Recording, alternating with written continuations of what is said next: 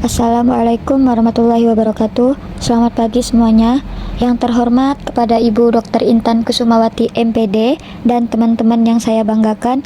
Maaf sebelumnya saya ingin mengucapkan terima kasih kepada dosen pengampu yakni Ibu Dr. Intan Kusumawati MPD selaku pengampu mata kuliah Landasan Pendidikan SD dan teman-teman sekalian yang sudah mau mendengarkan presentasi dari kami. Kami dari kelompok 11 akan menyampaikan materi tentang analisis studi kasus literasi di sekolah dasar.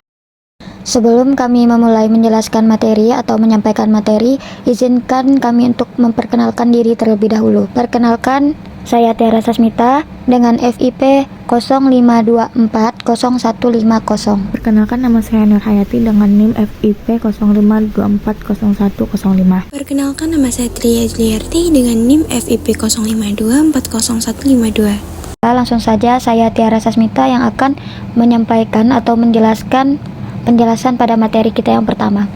Nah, di sini saya akan membahas tentang definisi literasi. Apa sih definisi literasi? Nah, literasi adalah kemampuan tidak hanya membaca dan menulis, tetapi juga memahami, menganalisis, dan menggunakan informasi untuk kehidupan sehari-hari atau UNESCO. Nah, dalam artian, literasi ini benar, dia tentang membaca dan menulis, tapi lebih luas, bisa menganalisis, bisa menggunakan informasi untuk memahami, atau berpartisipasi dalam lingkungan sosial. Jadi, konsep literasi ini tidak hanya terbatas pada baca dan tulis, tetapi juga mencangkup pemahaman kritis, penerapan pengetahuan, serta keterampilan dalam berbagai konteks. Nah, konteks maksudnya ini apa ya? Banyak. Ada yang digital, finansial, atau sains, dan lain sebagainya. Salah satu contohnya literasi baca tulis, misalnya membaca buku, lalu merangkum isinya. Kemudian yang kedua menulis esai tentang isu lingkungan. Jadi dia itu berkesinambungan dengan yang lainnya. Setelah kita mengetahui apa definisi dari literasi, nah sekarang kita lanjut pada komponen literasi SD itu ada apa aja sih? Komponen literasi SD itu ada 3 macam. Yang pertama baca tulis. Baca tulis ini adalah kemampuan dasar yang mana bertujuan untuk supaya anak SD itu lebih memahami teks, lebih bisa memahami teks, kemudian lebih bisa menyerap informasi atau mengekspresikan ide. Contohnya, misalnya anak membaca buku cerita lalu menceritakan kembali isinya dengan kata-kata sendiri. Contoh lain, semisal ada anak yang menulis diari tentang kegiatan sehari-harinya.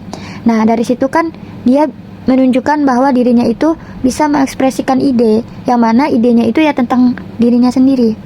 Kemudian kita lanjut ke literasi yang kedua, yaitu literasi numerasi. Literasi ini yaitu kemampuan menggunakan angka dan logika matematika dalam kehidupan sehari-hari, seperti berhitung atau memecahkan masalah dalam konteks matematika. Contohnya, menghitung uang kembalian saat jajan di kantin. Yang kedua, contohnya membagi jatah kue sama rata untuk teman-teman. Nah, kita lanjut ke literasi yang terakhir, yaitu literasi digital. Yang mana literasi digital ini yaitu kemampuan menggunakan teknologi atau handphone, internet, aplikasi secara aman dan bertanggung jawab. Contohnya, mencari video pembelajaran di YouTube. Semisal anak SD itu kan lebih ke mencari tutorial menggambar, entah itu mewarnai dan segala macam. Lanjut lagi, setelah tadi membahas definisi dan komponen literasi, sekarang ada tahapan literasi SD. Tahapan ini ada 2 macam. Yang tahap pertama itu kelas 1 sampai kelas 2, di mana fase ini murid-murid itu fokus pada penguasaan dasar seperti baca, tulis, dan numerasi. Murid belajar mengenal huruf, angka, kata sederhana, serta memahami makna dari teks pendek. Contohnya mengeja, kemudian menulis nama sendiri, dan menghitung soal penjumlahan sederhana, misal 1 tambah 1 atau 1 tambah 2. Kemudian kita lanjut pada tahap yang kedua, yaitu murid dari kelas 3 sampai kelas 6, yang mana di fase ini murid-murid mulai menggunakan kemampuan baca, tulis, dan numerasi untuk mempelajari konsep baru di berbagai mata pelajaran, semisal seperti IPA, IPS, matematika. Mereka fokus pada pemahaman isi teks, analisis, dan aplikasi pengetahuan. Contohnya, mencari fakta sejarah dari buku IPS untuk menjawab pertanyaan.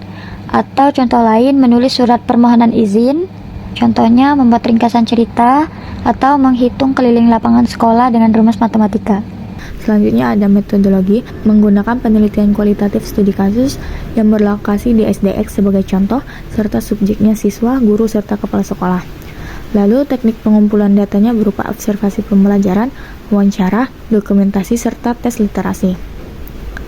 Untuk profil sekolahnya sendiri, ada nama SDX sebagai contoh, lalu jumlah siswanya, fasilitasnya berupa perpustakaan, serta pojok baca. Nah, untuk program literasinya sendiri menggunakan gerakan literasi sekolah atau GLS, membaca 15 menit sebelum pelajaran, lalu mengadakan pojok baca kelas. Atau di ujung kelas itu ada yang berisi buku-buku cerita atau pembelajaran. Selanjutnya, temuan kondisi literasi. Pada studi kasus yang diobservasi sebelumnya, dapat diperoleh kemampuan membaca siswanya dari kelas 1 sampai 3, 70% lancar, 20% masih mengeja, serta 10% belum bisa membaca. Lalu, pada kelas 4 sampai kelas 6, 85% baik, serta 15% kesulitan. Untuk kemampuan menulisnya sendiri, masih di bawah kemampuan membaca, serta kesulitan struktur kalimat dan ejaan. Dan untuk minat bacanya, rendah 40%, sedang 45%, tinggi 15%. Selanjutnya akan dijelaskan oleh rekan saya. Baik, yang selanjutnya adalah faktor pendukung dan faktor penghambat. Faktor pendukung. Yang pertama, komitmen kepala sekolah. Komitmen kuat dari kepala sekolah adalah pilar utama. Kepala sekolah yang mendukung penuh program literasi akan mengalokasikan sumber daya yang cukup, memotivasi guru dan staf, serta menciptakan kebijakan yang berpihak pada peningkatan minat baca. Misalnya, mereka bisa memastikan ketersediaan anggaran untuk buku baru, memberikan pelatihan bagi guru, atau mengintegrasikan kegiatan literasi ke dalam kurikulum secara menyeluruh. Tanpa komitmen ini, program literasi cenderung sulit berjalan efektif dan berkelanjutan. Yang kedua, program GLS yang rutin. Program GLS yang terencana dan rutin sangat efektif. Kegiatan seperti membaca 15 menit sebelum pelajaran dimulai, kunjungan perpustakaan terjadwal, bedah buku, atau lomba resensi buku dapat menumbuhkan kebiasaan membaca pada siswa. Konsistensi dalam pelaksanaan program ini membantu siswa mengembangkan rutinitas membaca dan melihat membaca sebagai bagian tak terpisahkan dari kegiatan sekolah. Dan yang ketiga adalah antusiasme siswa. Antusiasme siswa merupakan indikator keberhasilan yang vital. Siswa yang antusias akan lebih aktif berpartisipasi dalam kegiatan literasi, memiliki inisiatif untuk membaca, dan merasakan kegembiraan dari proses belajar. Antusiasme ini seringkali muncul karena kegiatan literasi disajikan dengan cara yang menarik, relevan, dan sesuai dengan minat mereka, serta didukung oleh lingkungan yang positif dan apresiatif. Dan yang selanjutnya adalah faktor penghambat. Yang pertama, keterbatasan buku bacaan.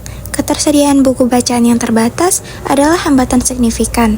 Kurangnya variasi, jumlah, atau jenis buku yang sesuai dengan usia dan minat siswa dapat mengurangi motivasi membaca. Yang kedua, kompetensi guru beragam. Variasi kompetensi guru dalam mengajar literasi bisa menjadi kendala. Tidak semua guru memiliki pemahaman atau keterampilan yang sama dalam strategi pembelajaran literasi yang efektif. Dan yang ketiga, pengaruh gadget. Pengaruh gadget atau gawai yang dominan merupakan tantangan besar di era digital. Siswa cenderung lebih tertarik pada konten visual dan interaktif yang ditawarkan oleh gawai daripada membaca buku. Waktu yang dihabiskan di depan layar gawai seringkali mengurangi waktu yang seharusnya dialokasikan untuk membaca buku sehingga minat baca cenderung menurun. Yang keempat, kurangnya dukungan keluarga. Dukungan dari keluarga memegang peran penting.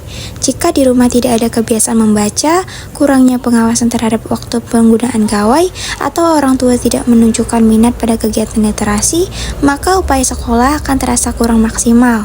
Lingkungan rumah yang tidak mendukung dapat melemahkan kebiasaan membaca yang dibangun di sekolah dan menghambat perkembangan literasi anak secara keseluruhan. Jadi kesimpulan materi kami kali ini adalah berdasarkan studi kasus yang telah dilakukan, dapat disimpulkan bahwa kondisi literasi siswa di sekolah dasar masih perlu ditingkatkan secara berkelanjutan. Komitmen kepala sekolah dan guru menjadi faktor kunci keberhasilan program literasi, namun masih tergendala oleh keterbatasan sumber daya seperti koleksi buku dan kompetensi guru yang beragam. Bagi siswa PGSD, penelitian ini memberikan gambaran pentingnya mempersiapkan diri dengan kompetensi literasi yang memadai, menguasai berbagai strategi pembelajaran literasi yang efektif, serta memiliki kemampuan untuk mengevaluasi dan mengembangkan program literasi di sekolah.